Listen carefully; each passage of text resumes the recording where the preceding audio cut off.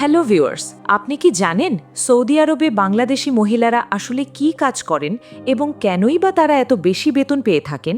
Saudi আরবে তাদের সামাজিক স্থানই বা কোথায় এবং সেখানে যাবার পর তাদের পরিণতি কেমন হয়ে থাকে? আজকের ভিডিওতে আমরা সৌদি আরবগামী মহিলাদের এমন কিছু গোপন ও বাস্তব তথ্য জানতে চলেছি যা হয়তো আপনার অজানা। তাই বাস্তব সত্যটি জানতে ভিডিওটি সম্পূর্ণ দেখতে থাকুন। বাংলাদেশের হজরত শাহজালাল ইন্টারন্যাশনাল এয়ারপোর্টে বোর্ডিং ও ইমিগ্রেশনের আনুষ্ঠানিকতা শেষ করে প্রবাসীর লাউঞ্জে যাত্রীরা সবাই বসে আছেন বিমানের অপেক্ষায়। তাদের গন্তব্য হচ্ছে সৌদি আরবের জেদ্দায়। তবে যাত্রী লাউঞ্জে আজ এক অবাক করার মতো দৃশ্য চোখে পড়ল, যেখানে দেখা যাচ্ছে ফ্লাইটের অর্ধেকেরও বেশি যাত্রী হচ্ছেন নারী। তাদের মধ্যে কিছু যাত্রী যাচ্ছেন ওমরা হজ পালনের জন্য এবং বাকি পুরুষেরা যাচ্ছেন বিভিন্ন কাজের উদ্দেশ্যে।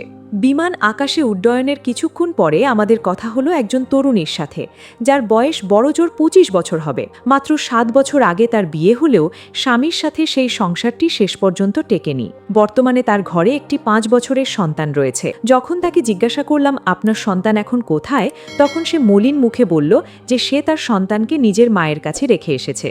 তাকে যখন জিজ্ঞাসা করলাম আপনি কোথায় যাচ্ছেন এবং সেখানে গিয়ে কি কাজ করবেন, তখন সে উত্তর দিল যে আসলে সে নিজে কিছুই জানে না এবং তাকে কাজ সম্পর্কে তেমন কিছুই স্পষ্ট করে বলা হয়নি। তারা একসাথে প্রায় ২০ জন মহিলা সৌদি আরবে যাচ্ছেন। বাংলাদেশে তেমন কোনো ভালো কাজের সুযোগ না পেয়ে সন্তানের ভবিষ্যৎ গড়ার আশায় বুক বেঁধে তিনি সৌদি আরবে যাচ্ছেন ভালো কিছুর খোঁজে। ফ্লাইটের অন্যান্য মহিলাদের চোখে মুখেও ছিল এক অজানা খুশির ছাপ। তাদেরকে নামমাত্র টাকায়, অর্থাৎ মাত্র ১,৭০,০০০ টাকার বিনিময়ে কিছুক্ষণ পরে ফ্লাইটের এক মধ্যবয়সী মহিলার সাথে কথা হলো, যার ২টি মেয়ে সন্তান রয়েছে। তার স্বামী দ্বিতীয় বিয়ে করে এখন আলাদা থাকে। তাকেও যখন জিজ্ঞাসা করলাম কোথায় যাচ্ছেন এবং কি কাজ করবেন, তিনি বললেন যে পরিবারের সুখের আশায় ও সন্তানদের মুখে অন্ন তুলে দিতেই তিনি সৌদি যাচ্ছেন, যদিও কাজ সম্পর্কে তার স্পষ্ট ধারণা নেই। যখন তাকে প্রশ্ন করলাম সেখানে গিয়ে যদি ভালো কাজ না পান তখন কি হবে, তিনি দীর্ঘশ্বাস ফেলে বললেন যে তিনি জেনে শুনেই এক প্রকার আগুনে পা দিচ্ছেন। ওই দিনের ফ্লাইটে যে সকল মেয়েরা জেদ্দায় পৌঁছালেন তারা সবাই মূলত কাজের উদ্দেশ্যেই এসেছেন। সৌদি আরবের মক্কা, জেদ্দা ও মদিনায় কর্মরত কিছু বাংলাদেশি পুরুষদের সাথে কথা বলে যখন এই নতুন আসা মহিলাদের ব্যাপারে জানতে চাইলাম, তখন তাদের প্রত্যেকের মুখ যেন এক অজানা সুপ্ত বেদনায় কালো হয়ে গেল।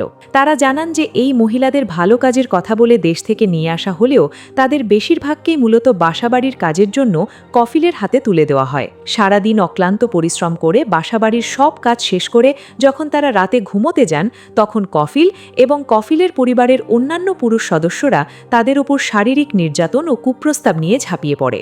যদি কোনো মহিলা এই কুপ্রস্তাবে রাজি না হন, তবে তার উপর নেমে আসে অমানবিক ও নির্মম নির্যাতন।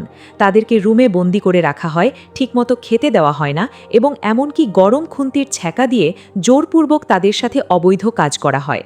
সৌদিতে কর্মরত প্রায় প্রত্যেকটি বাংলাদেশি পুরুষ এই নির্মম কাহিনীর কথা জানেন, কিন্তু আইনি জটিলতা বা নিজেদের বিপদের ভয়ে কেউ সহজে মুখ খোলেন না। সৌদিতে নির্যাতিত হওয়া এমনই একজন মহিলার কাছে যখন তার অভিজ্ঞতার কথা জানতে চাওয়া হলো, তিনি হাউমাউ করে কেঁদে উঠলেন। কান্নাজড়িত কণ্ঠে তিনি বলেন, রাত তখন গভীর এবং বাসার সবাই ঘুমিয়ে পড়েছিল। আমিও ক্লান্ত শরীরে ঘুমিয়েছিলাম, কিন্তু হঠাৎ করেই অনুভব করলাম আমার শরীরের উপর কারো হাত এবং সেই হাত দুটি ধীরে ধীরে আমার স্পর্শকাতর জায়গাগুলোতে চলে যাচ্ছে। আমি কিছু বুঝে ওঠার আগেই আমাকে শক্ত করে জাপটে ধরা হয় এবং চোখ খুলে দেখি এটি আর কেউ নয়, স্বয়ং সেই বাড়ির গৃহকর্তা। তখন ভয়ে ও আতঙ্কে আমি বুঝতে পারছিলাম না আমার কি করা উচিত। তিনি আরও বলেন, দেশে থাকতে কোনোদিন এমন ভয়াবহ বিপদের সম্মুখীন হতে হয়নি, কিন্তু বিদেশের মাটিতে এসে আমি এক ভয়ঙ্কর পরিস্থিতির শিকার হলাম। যে বাড়ির গৃহকর্তাই যখন শিকারী হয়ে ওঠে, তখন আমার মতো একজন অসহায় নারীর আর কী বা করার থাকে। তবুও আমি আমার সমস্ত শক্তি দিয়ে গৃহকর্তাকে আটকানোর চেষ্টা করেছিলাম, কিন্তু পুরুষের পেশি শক্তির কাছে শেষ পর্যন্ত আমাকে হার মানতে হয় এবং সেই রাতে আমি নির্মম ধর্ষণের শিকার হই। বাংলাদেশে থাকার সময় আমি কিছুটা আরবি ভাষা আয়ত্ত করেছিলাম এবং সেটা দিয়েই পরদিন গৃহকর্ত্রীকে পুরো বিষয়টি খুলে বলার চেষ্টা করি, কিন্তু সবটা শুনে গৃহকর্ত্রী উল্টো আমাকেই ধমকাতে থাকেন এবং হুমকি দেন যে এই ঘটনা যেন বাইরের কেউ না জানে, তাহলে আমার চরম ক্ষতি হবে। এরপর থেকে আমার অনিচ্ছা সত্ত্বেও নিয়মিতভাবে গৃহকর্তার দ্বারা ধর্ষিত হতে হতো। অনেক স্বপ্ন নিয়ে বিদেশের মাটিতে এসেছিলাম, কারণ দেশে আমার অসুস্থ বাবা মা ও ভাই বোনদের মধ্যে আমিই ছিলাম সবার বড় এবং পরিবারের হাল আমাকেই ধরতে হয়েছিল। পাশের গ্রামের এক বড় ভাইয়ের মাধ্যমে সৌদি আসার মাত্র ৩ দিনের মাথায় আমার জীবনে এই ভয়াবহ ঘটনাটি ঘটে।